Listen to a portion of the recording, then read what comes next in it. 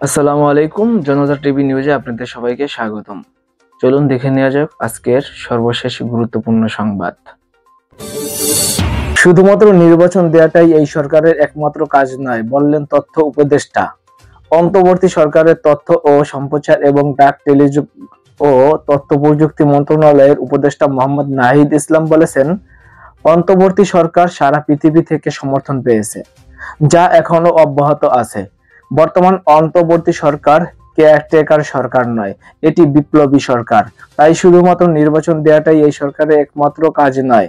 সোমবার সচিবালয়ের ডাক, টেলিযোগাযোগ ও তথ্য প্রযুক্তি মন্ত্রণালয়ের কার্যালয়ে কমনওয়েলথের সহযোগী মহাসচিব প্রফেসর লুইস ফ্রান্সিসির সঙ্গে সাক্ষাৎকালে এসব কথা বলেন তিনি।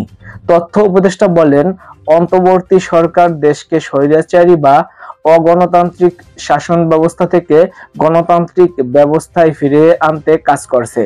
দেশের স্বার্থ রক্ষা হয় এমন যে কোনো কাজ করতে অন্তর্বর্তী সরকার প্রস্তুত। ইতিমধ্যে প্রাতিষ্ঠানিক সংস্কারের জন্য বিভিন্ন কমিশন গঠন করা হয়েছে। প্রাতিষ্ঠানিক সংস্কার শেষে নির্বাচন দেওয়া হবে। নাহিদ ইসলাম বলেন, জুলাই-আগস্ট গণ অভ্যুত্থানে যে গণহত্যা হয়েছে তার বিচার প্রক্রিয়া চলমান আছে। পাশাপাশি নতুন বাংলাদেশ বিনির্মাণেও কমনওয়েলথভুক্ত দেশগুলোর ব্যাপক সহযোগিতা প্রত্যাশা করেন।